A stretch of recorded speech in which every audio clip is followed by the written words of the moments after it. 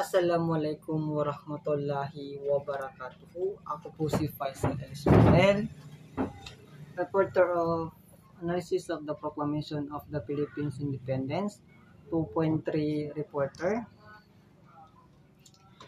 Dahil sa muling pagsusuri ng tungkol sa proklamasyon ng kalayaan ng Pilipinas, ay mas malinaw na ang bagay na nangyayari sa panahong iyon, gaya lamang ng pang-abuso ng mga prayle at hindi pantay-pantay na karapatan sa pagitan ng mga Pilipino. Ngunit meron pang hindi nabanggit sa proklamasyon, gaya lamang ng land at agrarian crisis.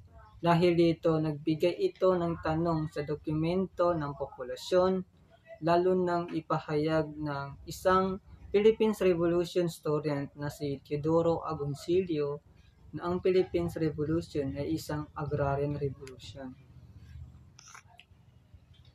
Ang mga karaniwang sundalo ng Pilipino ay sumali sa revolusyon sa pag-aasam na makuha nila ang lupain na ginagamit nila sa pagsasaka at tuluyan ng mawala ang mga prayle sa iba't ibang probinsya, gaya lamang ng Batangas, Laguna, at pag may panalo nila iyon, ang revolusyong ito laban sa mga Espanya or Espanyol.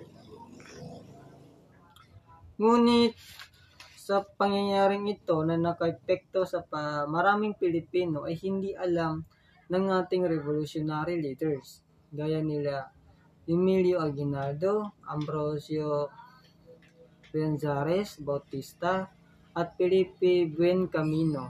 Dahil sa panahong iyon, sila ang natasang mamahala sa mga lupain. Dahil dito, nagkaroon ng palaisipan sa mga historian at mananaliksik kung bakit hindi sinabi ang pangyayaring ito na ng ating mga revolutionary leaders sa dokumento ng proklamasyon. Dahil ba hindi nila alam ang buong pangyayari o pinabayaan lang nila dahil pwedeng magkaroon ng malaking katanungan sa kanilang pamumuno. Ang Treaty of Paris ay isang kasunduan sa pagitan ng Espanya at Estados Unidos tungkol sa pag-aangkin sa kalupaan ng Pilipinas. Ito rin ang naging dahilan sa pagtatapos ng Spanish-American War, nilagdaan noong December 10, 1898, at pagkalipas ng 6 na buwan, tuluyan ang nakamit ng Pilipinas ang kalayaan sa Espanyol.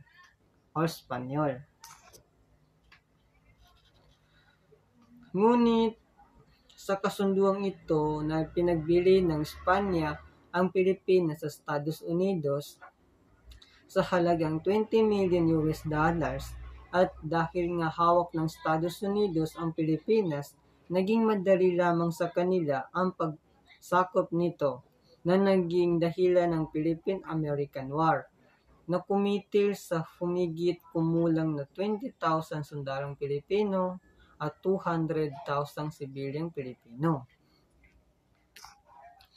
Ang proklamasyong ito ay nagpakilala sa paghihirap kung paano napagtagumpayan ng gobyernong Aguinaldo ang paggamit sa kalayaan na nailalarawan dito ang execution ng Gomburza na bigong pag-aasa sa Cavite taong 1872 at mga gawa ni Jose Rizal o si Rizal. Ang Gomburza ay naglalarawan sa 3 paring Pilipino na sina Mariano Gomez, Jose Burgos at Jacinto Zamora na napagbintangang sa likod ng pag-aasa sa Cavite taong 1872. Dahil dito ang 3 pare pinatawan ng parusang kamatayan, binite sila gamit ang garote taong February 17, 1872 sa Bagumbayan. Ang kanilang kamatayan din ang isa sa naging dahilan upang magising ang kamalayan nang magkaroon ng revolusyon laban sa pamumuno at pamamahala laban sa Espanyol o Espanya. Samantala ang ilan sa detalye ng katipunan siyang nanguna sa revolusyon ay nabanggit naman sa huling bahagi ng dokumento ng proklamasyon. Ngunit di nabanggit dito kung paano nagsimula ang katipunan, maging si Bonifacio at mga membro nito. Bumuo ng katipunan ng nabanggit sa nasabing dokumento. Samantala, ang digmaan sa pamumuno ni Aguinaldo kasama ang kupunan ng Estados Unidos detalyadong nabanggit sa dokumento ng proklamasyon. Samantala, ang away sa pagitan ng kupunan ni Aguinaldo at kupunan ni Andres Bonifacio ay hindi sinikreto ng ating kasaysayan. Isa itong patunay na ang dokumentong naglalarawan ng pagpapakita sa kasaysayan ng Pilipinas ay sinalaysay nung namumuno sa panahong iyon. Ibig sabihin, yung panahong iyon, kung sino ang namumuno ay isinalaysay niya doon sa pangyayaring iyon. At yan ang aking report po.